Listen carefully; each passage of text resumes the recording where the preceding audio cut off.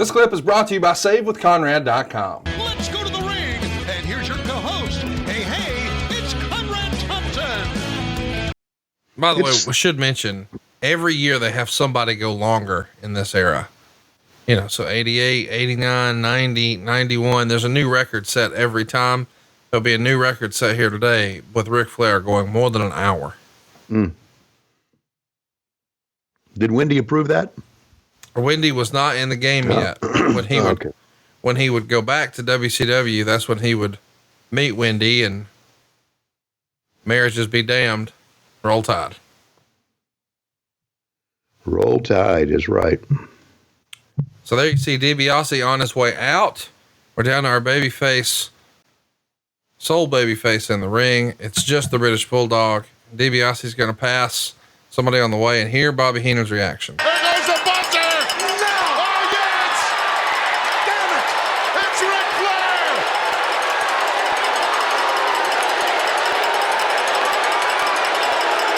Oh, you can kiss it goodbye, Brain. Never before in the history of the Royal Rumble has anyone who has drawn numbers 1 through 5 been there at the end.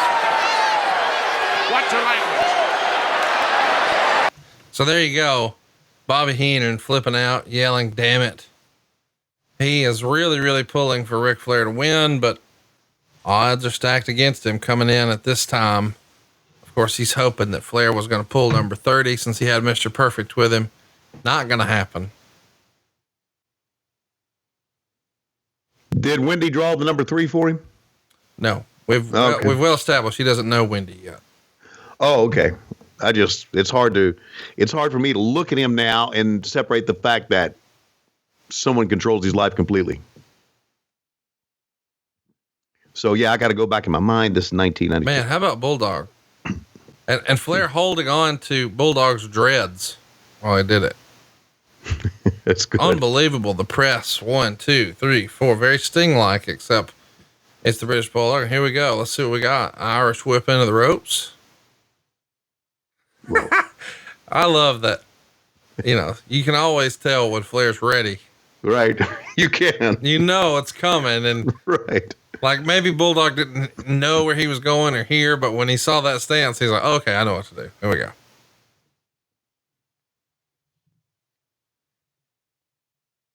I loved this era of British Bulldog. When I was a kid, I was convinced British Bulldog was a bad motherfucker. Well, listen, he was. My God, I mean, look, he trained in the dungeon. Here comes Sags. What was up with Knobs here? I don't know. What was the deal? I don't know, but he's not in the match. So Sags is here, but no Knobs. Where are all the Knobs? You think we could find, we'll learn a thing or two about a knob or two out in Vegas together? You listen to this podcast, you're going to learn all about, but we're just full of knob jokes. All right, let's think of who you would want to take a chop from the least. Okay. Give me 3 people you would not want to take a chop from. Well, Flair. I've done that. You've taken a chop from him? Yeah. Was that the rite of passage to be in the family? No, I was at a bar in Nashville. Uh-huh. And he just fucking nailed me out of nowhere. Did Wendy tell him to go over and hit you? Is this your new thing now? No, I'm just asking. I need to know. No, she wasn't there. Oh, okay.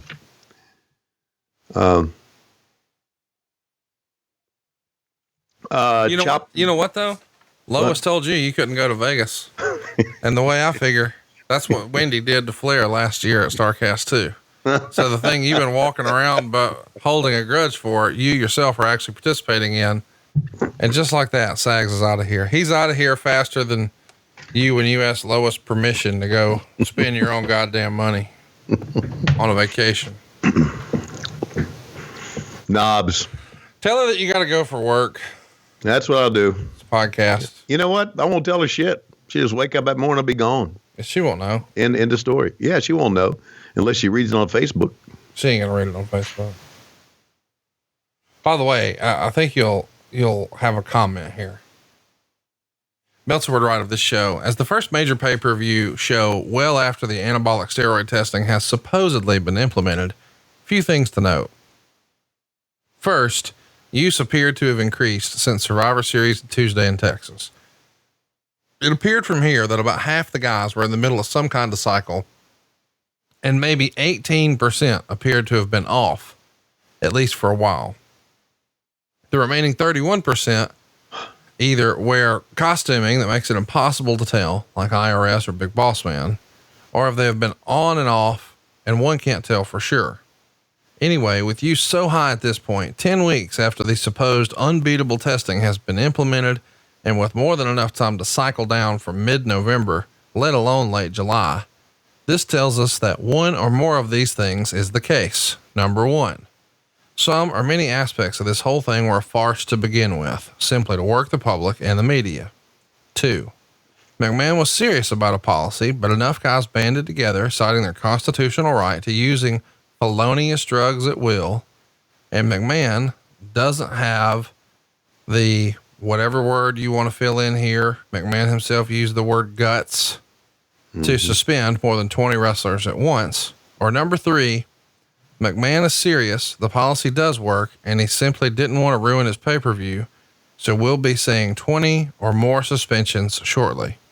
Whatever it is at this point, barring something major happening in the next week or two, we can pretty safely write that this whole steroid testing story from mid-July forward was something that was either a fraud to begin with, turned into one somewhere along, or turned into someone easy for me to say, or turned into one somewhere along the way. If you think that's unique to Vince McMahon, you should read about track and field or drug testing in the Olympics, pointing out that other organizations have also been deceptive isn't meant to justify the Titan position.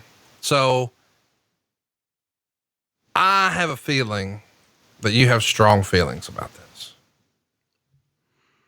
I do have strong feelings about this. Where does he come up with these fucking numbers? 18%. It jumps out at you, doesn't it? Yeah, it jumps out at you. It's like, fuck. I think he's, I'm really surprised. I'm really, really surprised in light of how serious the steroid thing was back then, that there was not any legal action taken against Dave Meltzer for what he just said. It appears that these guys are on cycles. What was he on a cycle himself? Do you know what these cycles are? Can you look at a guy and say, "Oh, he's still on steroids"? Or I don't know. He's doing a lot of accusations just by watching a show. 18% jumped off the page to me. Sure did. 18%. That's fucking goofy. You know, and I like Dave. Of course, everybody does. Well, not everybody, but me and you do. Yes, I made it known that I like Dave. Always. By the way, we should mention this is the awards issue. The thing we're running through here. The nominees are all over the place, but what stuck out to me was who had won in prior years and things like that. So like the tag team of the year this year was Misawa and Kawada, and the runner up was Rick and Scott Steiner. 3 was Hasei and Sasaki. 4 was Dr. Death and Terry Gordy. 5 was the Rockers. The feud of the year. 5th is Randy Savage and Jake Roberts, which, as you remember, Jake put a snake in a box at Randy's wedding, and then had a snake bite him. 2nd place is Aja Kong and Bull Nakano.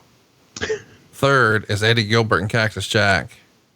4th, or 2nd from the top, Ric Flair and Hulk Hogan. And then the feud of the year, Saruda and Company versus Misawa and Company. Yeah, okay. You can stop. What? I got it. Wait, now here's one you'll like. Most improved, number 1, Dustin Rhodes. Number 2, Steve Austin. Number 3, Cactus Jack. Most unimproved, number 1, Davey Boy Smith. Number 2, Hulk Hogan. Number 3, Sid Justice. Unimproved. I love it. I love that. Unimproved. I assure you these days, if they put announcers in there, we know who would make the cut. Most unimproved. Fuck, man. I'm on top of my game. No, I know. I was talking about JR. Oh, The internet has a hard on for him, as you know. you know what? I don't know. Well, that's right. Cause you have abandoned your Twitter. You need to send me your logins. Dave Silva's got my logins. Well, I'm running your account now. No.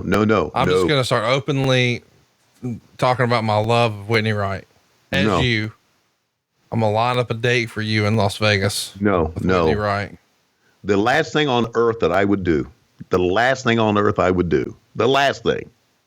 I even would put killing a guy below this.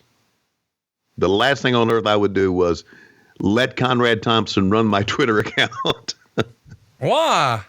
Whoa. Why? Oh, God. Everybody listening to this podcast knows the answer to that. What have I tweeted that was hurtful? What? No, I don't know what. No, forget it. So I don't know what they're saying about JR online. I don't give a shit, and neither should he, bless his heart. What JR should be concerned about is, am I getting a paycheck? Are the ratings good? Am I having a good time working? Because you know what? Here's the deal. JR doesn't need any of this shit. No, he doesn't. Okay, I do. Yes, but JR doesn't. Yes, you do. And it's interesting that you phoned it in, you know? I haven't phoned it in, motherfucker. I'm the hardest motherfucking worker in the motherfucking universe. Really? Yes. You're not even the hardest worker on this call. Jesus. I set the standard for work motherfucking ethic, motherfucker. Oh, okay. Hypothetically, you think Barbarian is, you think he's got a word for Bulldog here? Some advice? Brother. Can I tell you that he sent me a Christmas text? The Barbarian? Well, not Bulldog. He's dead. How would that? From the grave, I heard from the Bulldog. That'd be pretty scary. Yeah, fucking Barbarian sent me a Merry Christmas deal. Well, that's fucking cool. That was cool, man. I didn't expect that.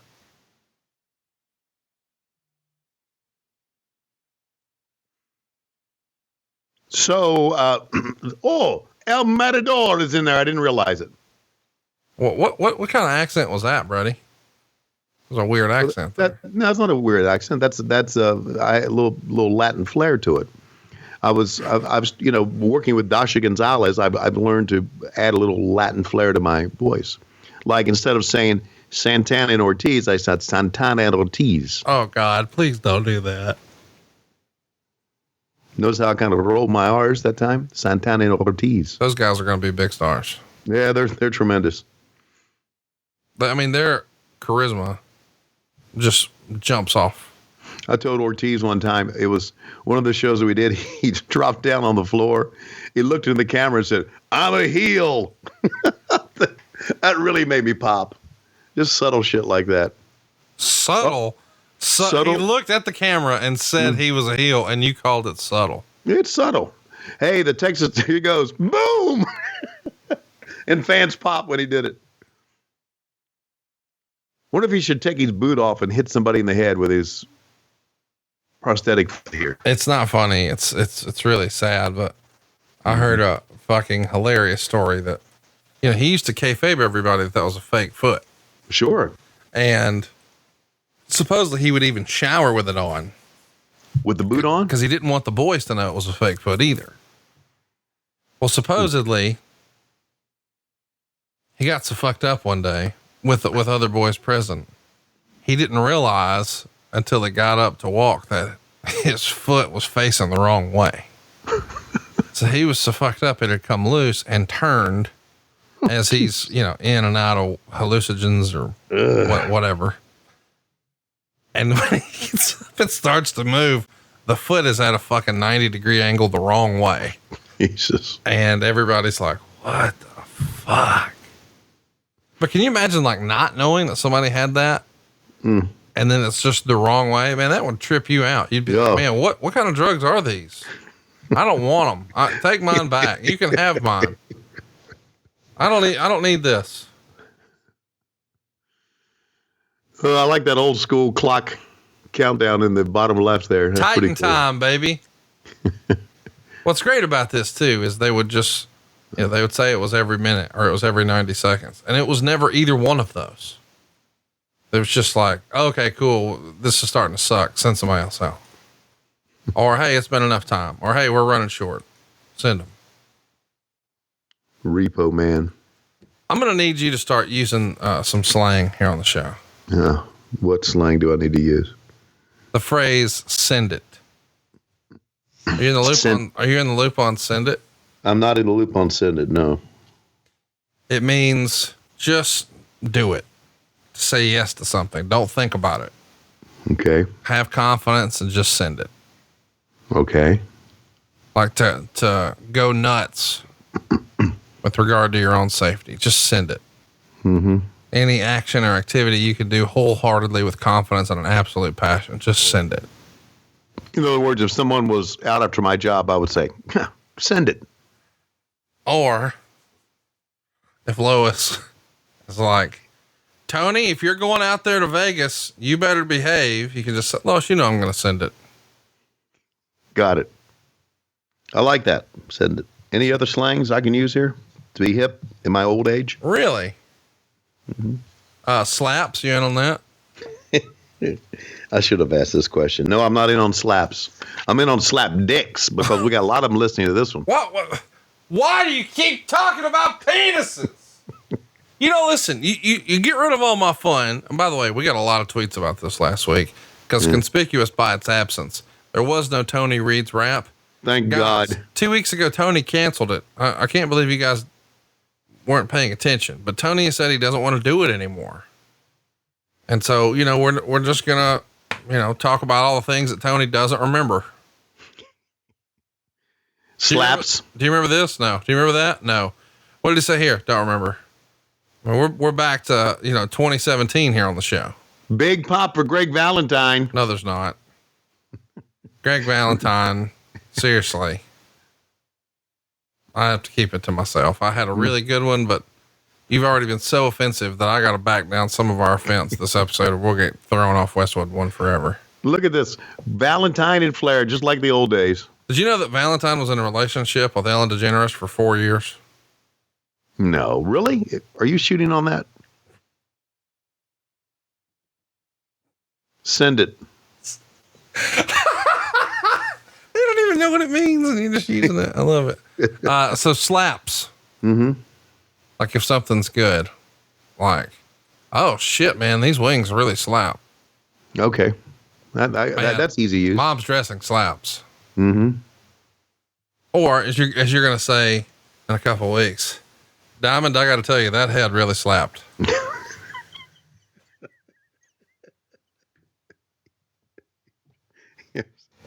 Yeah, we're the shit. What? Diamond head, like the volcano? Well, it's like a snake. Oh, like a snake. By the way, Repo Man's still sneaking around.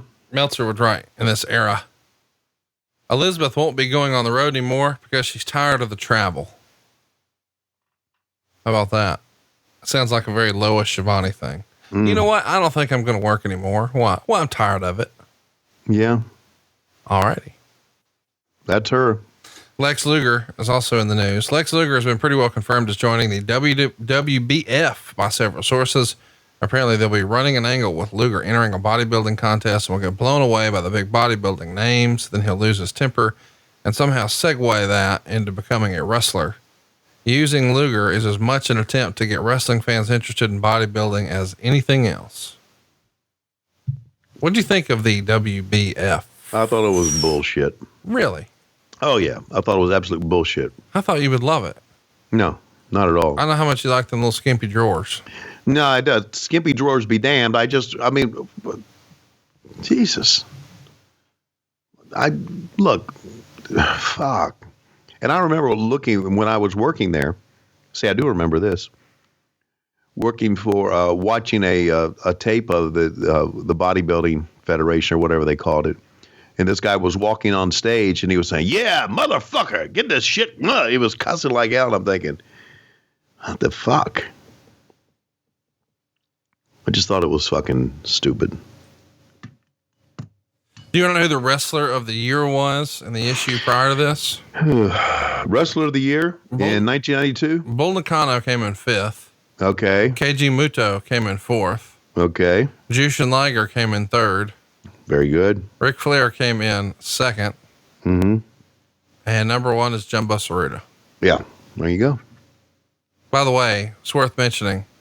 Wrestler of the year in 81, Ric Flair. Wrestler of the year in 82, Ric Flair. Wrestler of the year in 83, Ric Flair. Wrestler of the year in 84, Ric Flair. Wrestler of the year in 85, Ric Flair. Wrestler of the year in 96, Ric Flair. Wrestler of the year in 87, Ricky Choshu.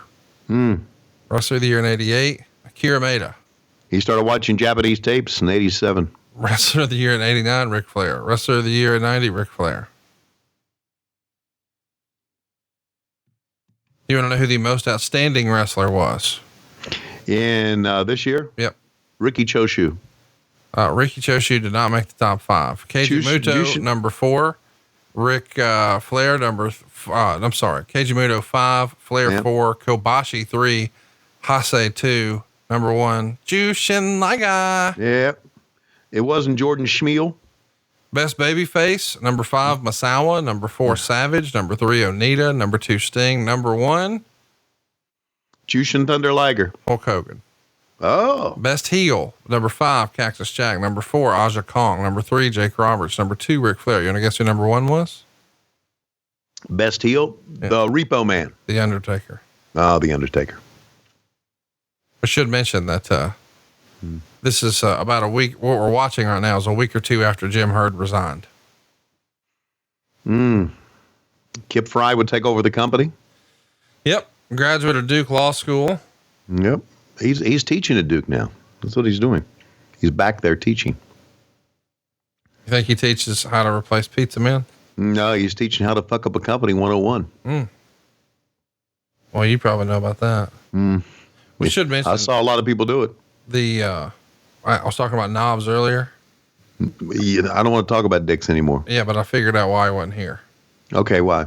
The Nasty Boys are now expected to be out of action for a few weeks after the incident in Peoria, Illinois.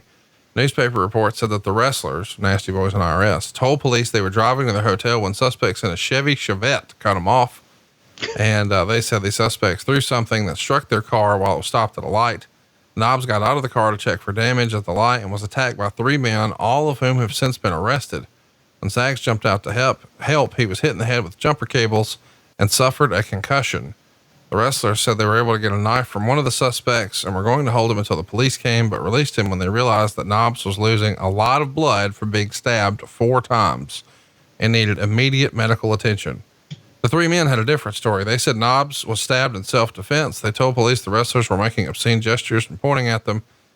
They said Knobs got out of the car at the light, opened the car door, and punched one of the guys 10 times. The guy then grabbed the knife from the dashboard and stabbed Knobs 4 times. The man gave no account of hitting Sags with jumper cables, although Sags was hospitalized with a 2-inch cut on his head.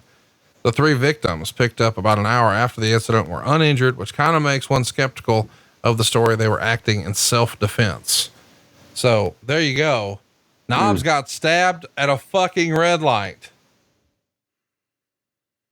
Yikes. Remember that time you got stabbed at a red light? No, I don't. Is this Hercules Hernandez in here now? Well, who else would it be, buddy? Man, did he blow up he blew up by the time he got to the ring. Look, he looks like Lyle Alzado here, present day. Yeah.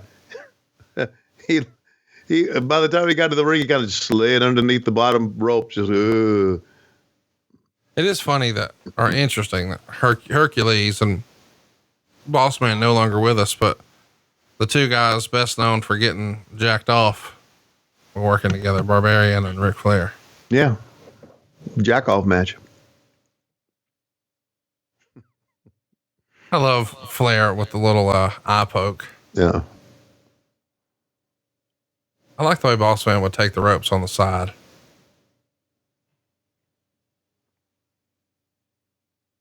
How about that kick, the front kick from Boss Man? Ray could work, man. Dude, when he dropped the weight here, he was moving his ass. Yes, sir. about took his own head off, though. He's dead. So Flair remains, but we still got about a half an hour to go in this match. The classic Flair flop. By the way, those boots he's wearing are owned by a private collector in North Carolina. And have you made an offer for those? They're not for sale, but you can see them at WWE Access.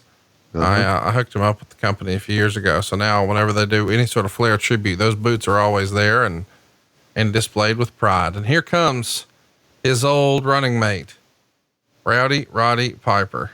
Great little moment here. And look at the crowd. They're ready for it. Two big stars.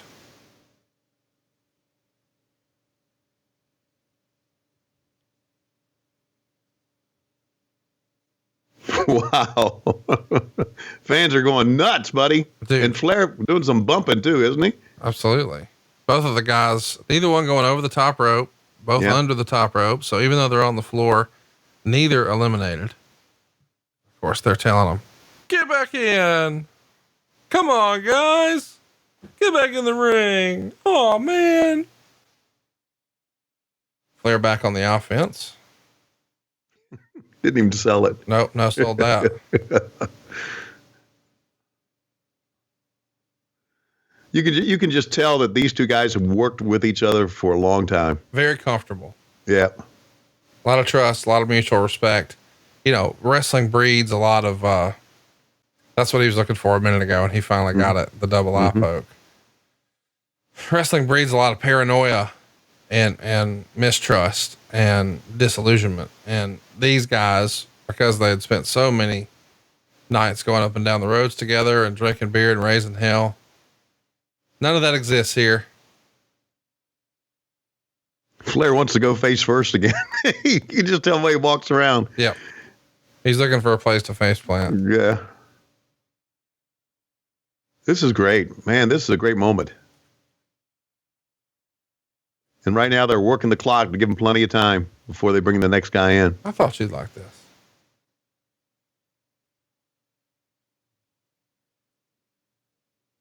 He's out. Throw him over the top. No, I'm going to put it back in again. All right. Bring in the snake, baby. That's pretty cool. What a heel he was here too, man. Oh, yeah, man. Great shit. One of the great, he would give one of the great heel interviews too. Oh, without question. Thank you for saying that. Hey, Tony, do you ever get tired? Do I ever get tired? Yeah. Oh boy, a lot.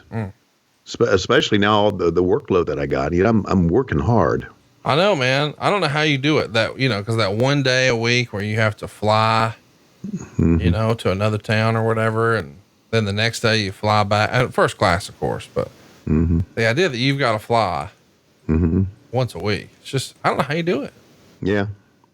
And then work on a show, put a show together. Still do some work for the radio station. Still do some work for the Georgia Bulldogs. Why are you doing anything with the radio station? You should tell them to go suck a root. You're worth $19 million. No. See, I'm not like that. Let me tell you that as the truth here. When I lost my job at WSB Radio, when that guy refused to renew my contract for another year, this radio station, 92.9 The Game in Atlanta, took a chance on me and helped me out a great deal.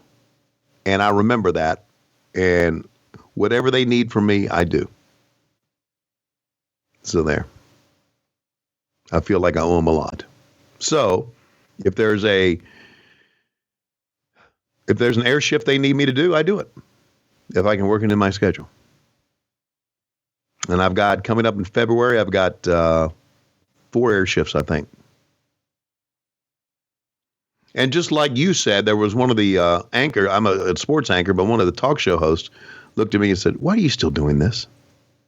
I said, "Because I feel like I owe you guys a lot.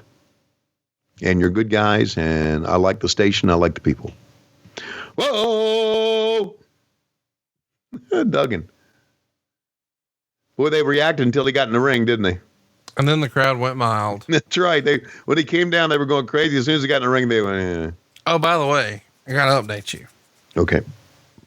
If you Google yourself, I'm not Googling myself. it won't hurt. Just try it. See if you like it. How much am I worth now this week? 25 million? Here are the suggestions. When you type in Tony Schiavone, it says podcasts, AEW, WCW, wife, Starbucks, age, net worth, Twitter, Dean Malenko. Dean Malenko. We got it. We got it.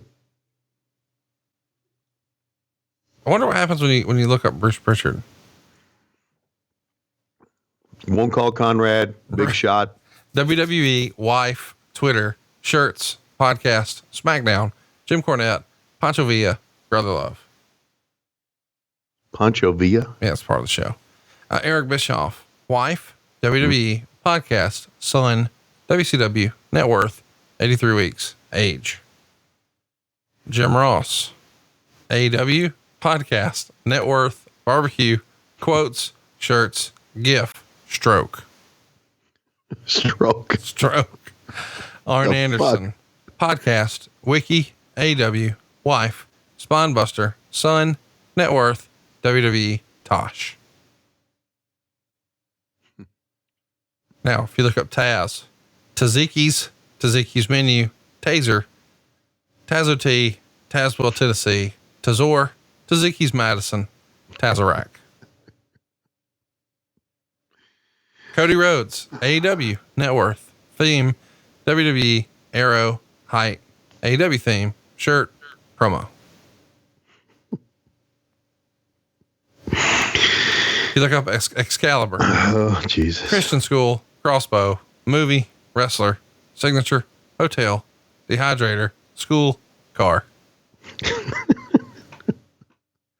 If you look up Tony Khan, net worth, wife, father, Twitter, stunner, Trump, dogs, dad, worth. Give me another name. Conrad Thompson. No.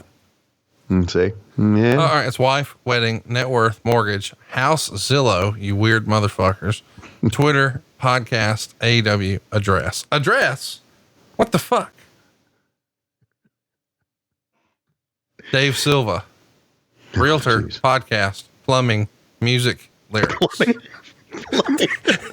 Hey, Ryan, if you're listening, I need a Dave Silva plumbing shirt Yes, we do. as soon as possible. That would really fit in over at lowestrules.com. Dave Silva Plumbing. That means it really exists. Yes, I know it does. I'm going to look him up. The Dave Silva plumber. Oh, I hope he's in the area. Oh, here it is. Dave Silva Plumbing and Heating, Where is it? Hawaii. Oh, of course. Shit. Oh no, Massachusetts too. Okay. Tingsboro, Mass. Have you been to Hawaii?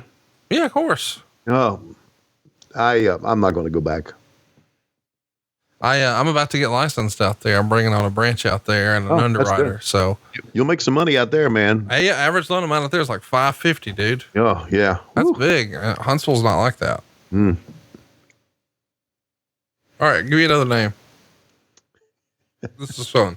Superfly Snooker's coming to the ring now. Stop. I want to see this. Yeah, let's see if he kills a chick. Man, in the day, he was the best. What an impact he made in Mid-Atlantic Championship Wrestling when he arrived. Oh my God. Guess what happens when you Google Ric Flair? Uh-huh. The suggestions are Wendy. dead, drip, woo, daughter, net worth, son, age, memes, children. No show. Is that on there? Oh. If you Google Charlotte Flair, age, height, Twitter, face, husband, Instagram, Andrade, net worth, mom. If you Google David Flair, 2019 net worth, dead, now, age, Titantron, wife, WCW, Instagram. Thinking of him made me think of Stacy Keibler. Yeah. Kids, entrance, wiki, George Clooney, net worth, theme song, interview, DWTS, Dancing with the Stars, diet. Wow. Give Give me another one. Give me a wrestling one. Let's see. Let's go with Lord Alfred Hayes. Lord Alfred Hayes, wrestling, cause of death, wrestler, Roddy Piper, grave, WWE, last photo, wheelchair. That was depressing. That is depressing. You can't play this game anymore. You're really bad at it. But by the way, I'm looking at his grave now. I should not have clicked this. I should go visit it. Is it back in? It doesn't matter. You won't even come to Vegas with your friends that are alive. Now you're going I can't. I want to. I cannot. Ooh, rest in peace. Oh, yes. Is that a good Paul Bearer? I know I got a cold, but no, yours was terrible. Gotta go real high pitched. Look at the Hall of Famers in there right now. IRS, Roddy Piper, Snuka, Flair, Roberts, Duggan, Undertaker. Did they put IRS in the Hall of Fame? No, but he belongs, doesn't he? No, absolutely. Mike Rotunda certainly belongs. I assume he's in a few Hall of Fames, maybe just not the WWE one. What other Hall of Fames are there? Oh, there's lots. I'm sure the Cauliflower Alley's got one, right? Cauliflower yeah, they've got one, and then there's the Pro Wrestling Hall of Fame, and I think there's the one in Iowa. Right, because that's where wrestling started. There's a lot of them. But Meltzer's got one? I don't guess. Yeah, of course. But I think his is the real one. Well, then he ought to. Hey, you know what? You and I had fun last year when we went out to Vegas around the Cauliflower Alley time. Great time. I think you and I should go this year. When is it? Well, what does it matter? It's in Vegas. You can't go. No, yeah. It's April 27th through the 29th. Let's go. I'd like to go. I think it would be great. Of course, I'm not doing baseball anymore, so I could probably do it. Well, we need to get invited though, don't we? No, I'm a member. Oh, so you can bring me as a guest? Yeah. But dude, you're fucking Tony Schiavone. You just show up. They're happy to have you. You kidding? Yeah. Well, I showed up last year. Went upstairs while JJ was talking or something, and Well, you tried to walk in the middle of the thing. You go early enough, and I'll just hit your president up, Brian B. Blair. Flair fell down again. What the fuck? He just fell backwards. You all right? Yeah. Again, those of you who are not colorblind, the Macho Man Randy Savage, the same color as the ring apron.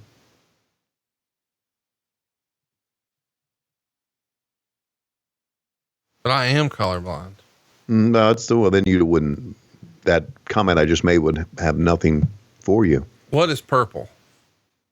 Purple, a combination of red and blue. No, it's a mattress. No, it's not. No, it is. It's a great. No, it's not. Oh. Not allowed to say that? Nope. I just sent an order in. Can I say it now? I'm going to get a mattress. No, you're not. I've been looking. Look at the fans are going fucking nuts, man. You're not allowed to. Jake Roberts and the Macho Man Randy Savage. The fans are going nuts for this.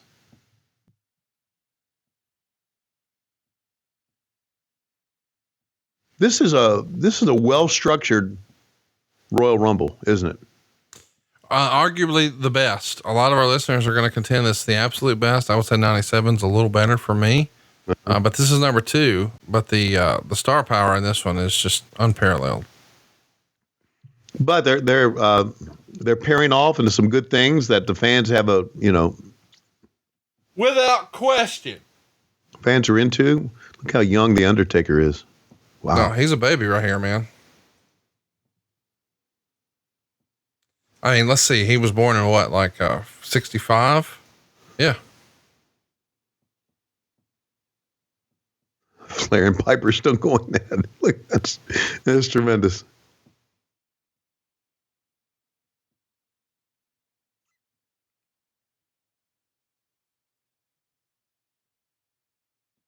What a way to earn a living. You're telling me, man. You think about it. You're telling me every Wednesday, every Tuesday, and every Wednesday, I just kind of sit down and thank God that the business found me. You mean Conrad Thompson? Yeah, well, you're part of the business because No, you're I'm not. You're the Jesus of professional wrestling. That's not true. Yeah. You like Lazarus, you bring us back from the dead. My goodness. We are all going to hell. Move that stone away from the crypt. Come out, Tony Schiavone. I, Conrad Thompson, the Jesus of pro wrestling, bring you back from the dead into pro wrestling. Here's Cody. Here's Tony Khan. Walk away in peace. Jesus has spoken. Arn Anderson. Lazarus, move the stone away from the crypt. Waddle your fat ass out. Boy, have you gotten heavy in your old age.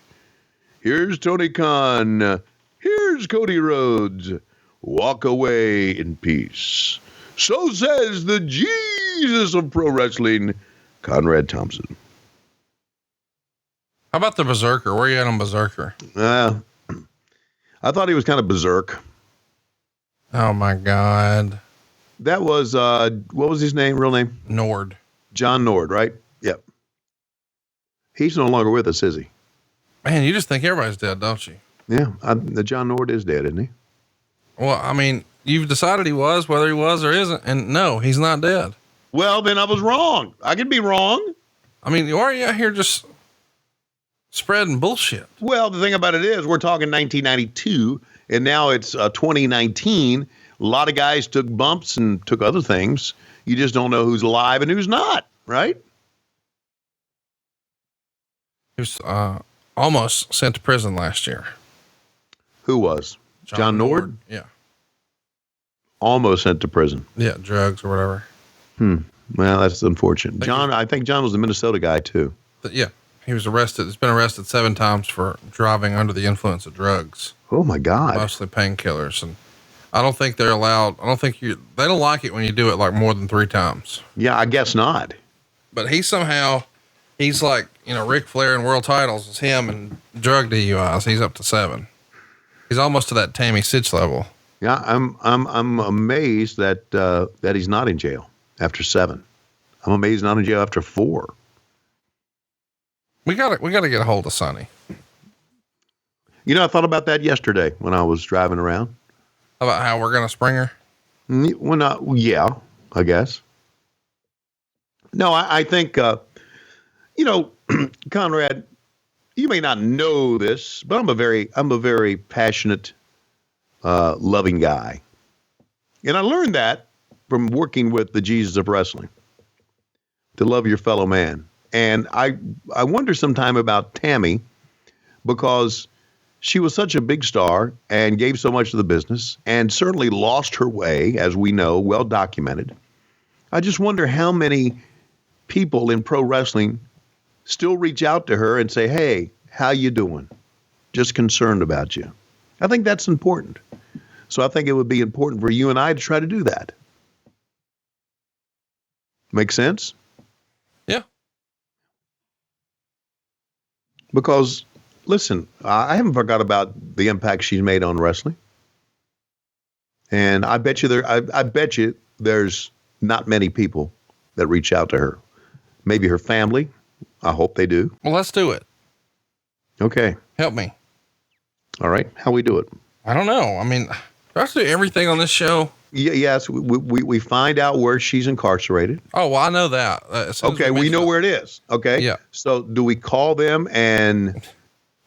Here's what we'll do. Let's just start putting money on her books. Money on her books. Yeah. So she can get like Little Debbie snack cakes and things from the commissary. You can put money on books? Yeah, that's what they want. So she can go get like a Nutty Buddy or an oatmeal cream pie. By the way, for about 25 years, I've wanted to give her an oatmeal cream pie.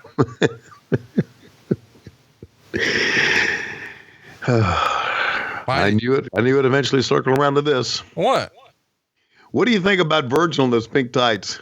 He says, I'm colorblind. You're showing off again. Why are the Iraqis doing the bushwhacker walk to the ring? I don't know. By the way, great close personal friend of the show, Super Dave Miller from Utica, Mississippi. Yeah, sir. Cut off his thumb. Asked for a little bit of help and getting some preferential seating for the house show this past weekend in Jackson, Mississippi. Mm-hmm. So I texted a friend of ours who lives in the last house on the right. And he helped me out. Very cool. So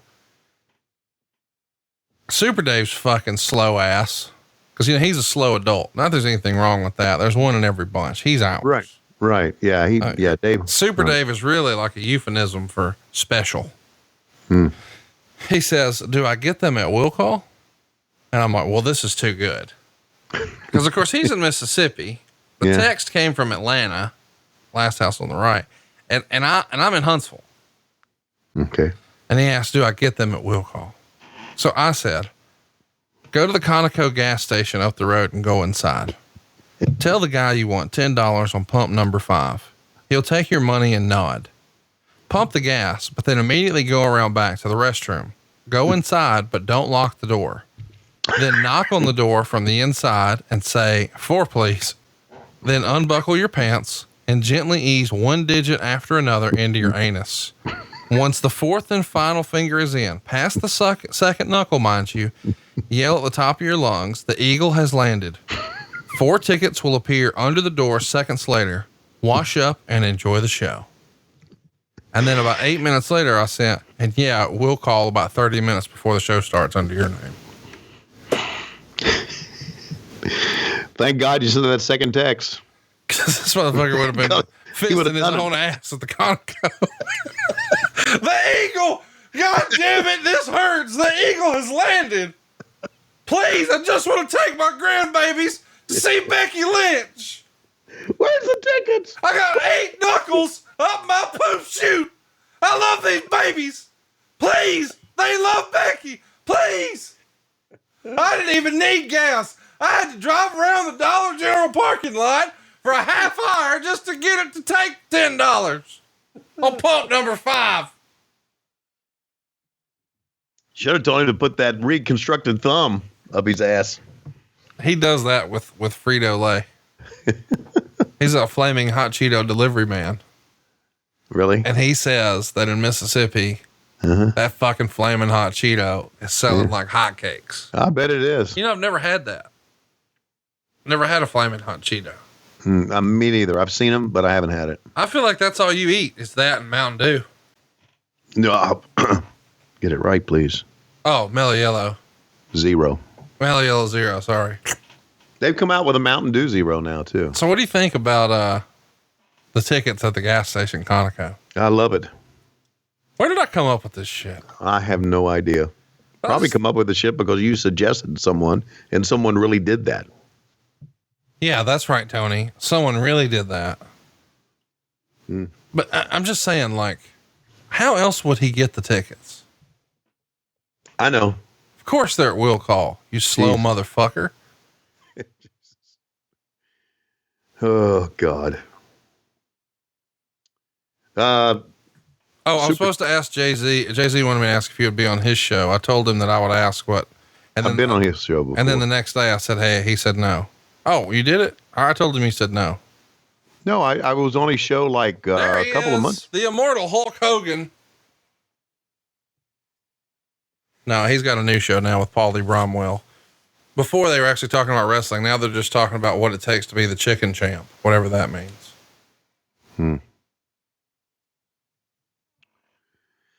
Yeah, everybody's doing a podcast. Yeah, but nobody's listening. Everybody's doing a podcast. When you and Taz going to do one? We're not.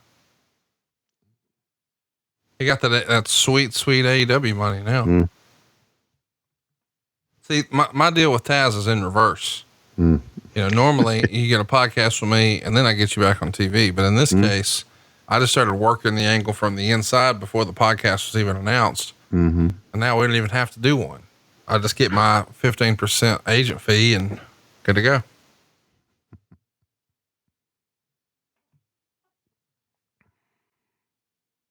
Ugh.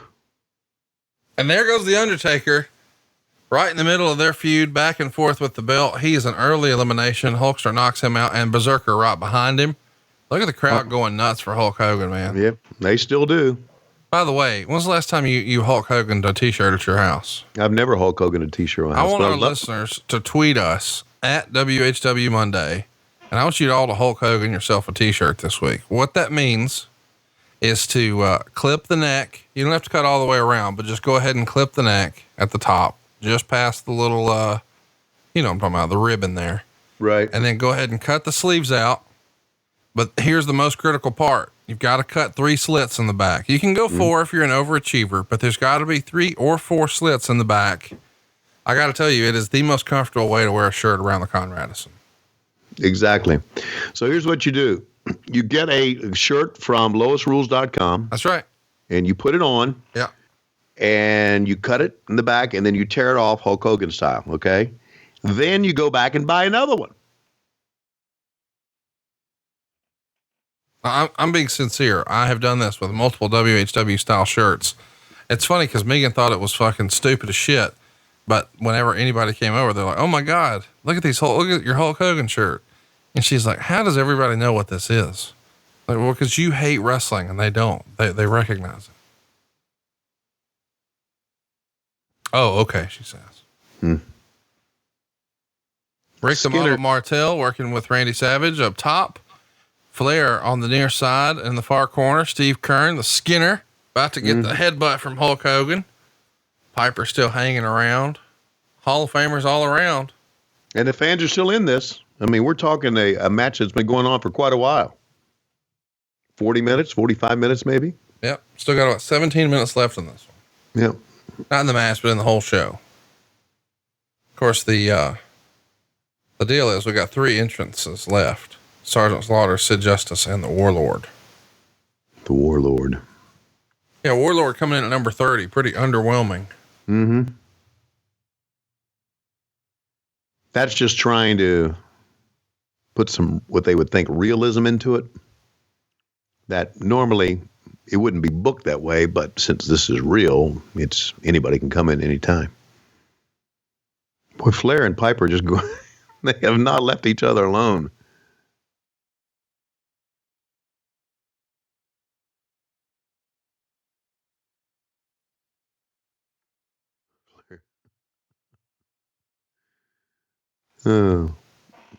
Well, this works much better than having 40 in the ring. Obviously, we talked about that. Yeah. And there he comes. Mm-hmm. Your WrestleMania 7 main event heel. But now, of course, he's back with us. The source of a lot of controversy lately. What do you think about the last 2 weeks? Been all about Sergeant Slaughter and his, I don't know what you're talking about. Okay. So he did a bunch of interviews out of kayfabe, like not working interviews, where he talked about his military service and how he had 2 tours of Vietnam and he never was in any sort of military at all. Right. So that got him a lot of heat, understandably. People are saying it's a stolen valor situation where he's pretending to be something he's not. And, you know, some of the other people are sort of dismissing it, saying, well, of course, but the Undertaker's not dead either. But in Slaughter's case, he's had people thanking him for his service, you know, in present day. And a few years ago, they were, you know, giving him awards and such. Oh, Some vets say no, but it's silly, but we knew that it was that he sort of brought positivity and shined a bright light. Right. Like Captain America did. Exactly. In the movie. Right. Yeah. It's a character. And right. So there's 2 schools of thought. On the one hand, people are like, yeah, of course it's a character and everybody knew it was a character. And other people are like, no, but he shouldn't have spoken about it. He should have diverted and said something like, you know, well, I'm not, you know, listen, I play a military I play a soldier on TV, but the reality is the guys who really are the American heroes or the actual veterans who've served our country. And he doesn't say that. He sort of stays in character the whole time, but to a point that a lot of people say, well, there was no context to that to indicate that this was character talk. Where do you come down on it? Did you know that he hadn't really been in the service, or did you two assume that he had? No, I didn't know that he hadn't been in the service. I thought he had. However, there's just people worry about the wrong fucking shit. Just fuck, move on. Move fucking on. I get it. If you're look, we're a military family in a way. Lois was a military brat. Her dad served in Korea and World War II. My dad was in World War II. So we're very much for the military, but just move on. Worry about the positive in America. Do the right thing for you and your family. And don't worry about what other people fucking say. God, what's going on in this world? The headlines are, he said this, he meant this. Fuck it. It just pisses me off. And it's one of those little tidbits that makes me so glad that I'm the age that I am, because in another 20 years, it's going to be fucking, it's going to be like the fall of the Roman Empire. This world is going to fuck. It's going right to shit. Because we worry too much about what people say instead of what people do. Boy, look at a kip up that time by Sid, man. Boy, Sid always did look the part, didn't he? Dude. Oh my God. The most intimidating looking guy in the entire show. Yes. No, there's without question. Here comes number 30. Can you imagine if Sid Vicious would have had had a different attitude? Oh my God. The work ethic, the attitude. Allegedly, Vince sat him down and said, I want you to be my next Hulk Hogan. Yeah. And he said, but I don't want to be a good guy. And I wish at that very moment, 30 wrestlers from the past appeared in front of him and all took turns slapping the goddamn taste out of his mouth. Amazing. Just nobody looked like him. He also said on a podcast with Sean Mooney in the last couple of years that he didn't know it was WrestleMania until he was on his way to the ring, when he was main eventing WrestleMania against Hulk Hogan. So this match is going to lead to his match with Hulk Hogan at WrestleMania. And he would say he didn't know that the Hoosier Dome, WrestleMania main event. Why didn't he know? Was he, he just said it was on his booking sheets. He showed up. Oh, this is WrestleMania. Okay, cool. I don't believe that. I don't buy that either. But then again, all people are different. He may have been very, very clueless. I don't know. Or he may have been drunk, stoned. Who knows?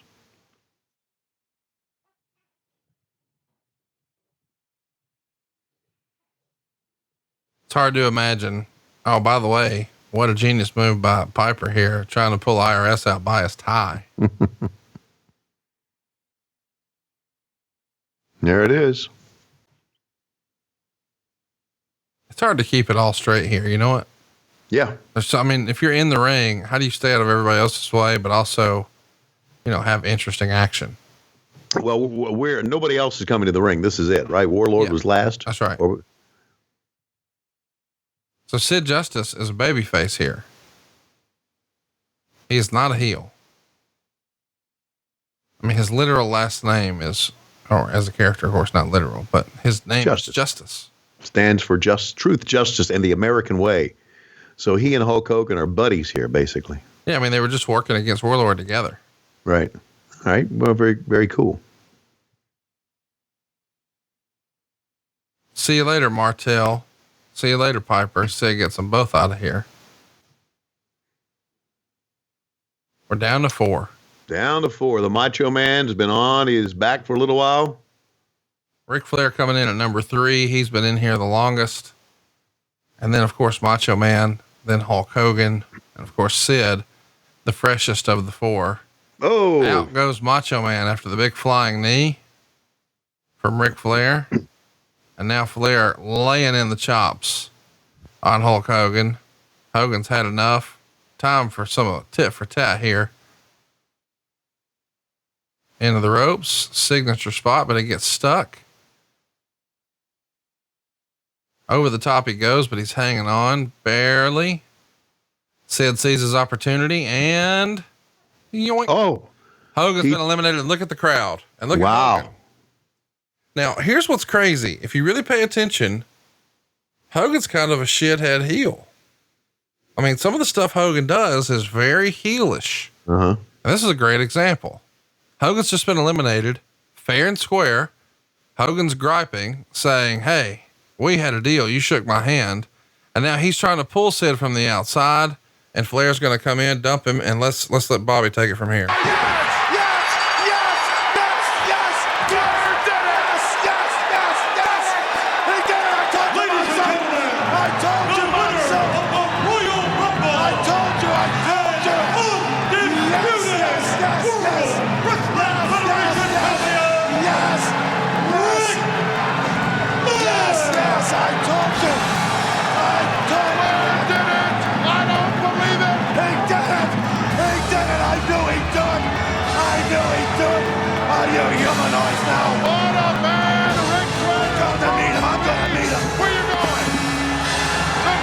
Just left the broadcast position to join the new World Wrestling Federation champion, Ric Flair.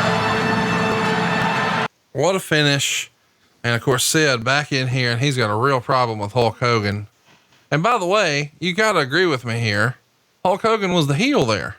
It's almost as if he and Flair worked it together. Almost like he turned heel, and he and Flair were like all of a sudden now tag team partners or something when he helped pull him over. You're right. Where does Flair rank this win in his great moments? Top 5. I would think so. I think, he thinks his retirement's probably number 1. I think this is probably, number 2. And then, beating Harley for the world title will be number 3, then probably beating,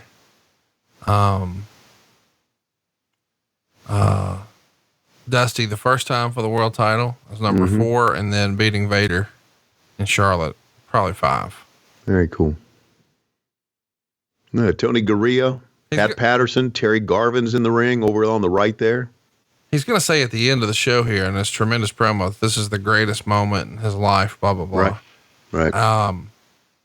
And the only time that would be eclipsed is, his retirement weekend. Did you watch any of that? His retirement weekend? I did not, no. Man, we have got to cover that. WrestleMania season, I say we hit that. Okay. I'm all for it. I think you'll really, really dig it. Well, you have certainly opened my eyes to some very good shit that I completely ignored for 13 years?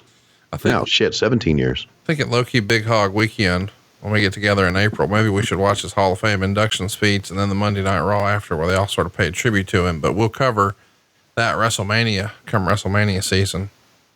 But I think you'd be curious to hear his speech and all the people he acknowledged. Now, here we go. The most famous Rumble interview ever. Rumble, we have a brand new World Wrestling Federation champion as the press watches on. At this time, to present the title belt to the new champion, our president, the distinguished Jack Tunney.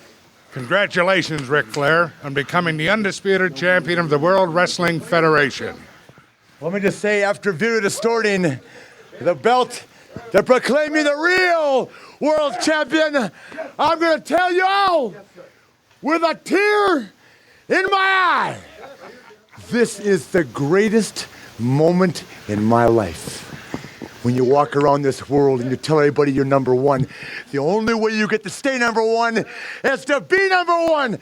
And this is the only title in the wrestling world that makes you number one when you are the king of the WWF. You rule the world. Think about it like that, Mr. Perfect. Guys are on the bandwagon. Woo! Woo! Let's give a big one. Woo! You did it. I was never so impressed with anything I've ever seen in all my life.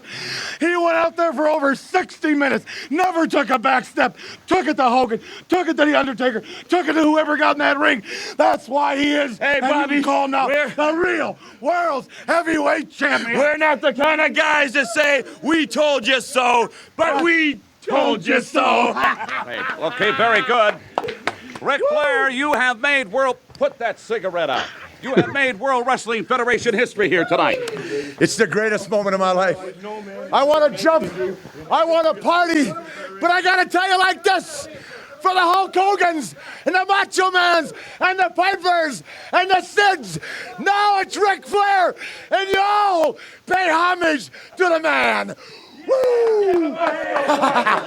I love it. All right, ladies and gentlemen, that wraps it up. We hope you have enjoyed your Royal Rumble. For my broadcast colleagues, Gorilla Monsoon, Bobby the Brain Heenan, Sean Mooney, Mean Gene Okerlund, saying so long from the Knickerbocker Arena in Albany, New York. And now, ladies and gentlemen, let's revisit some of the highlights from this year's Royal Rumble.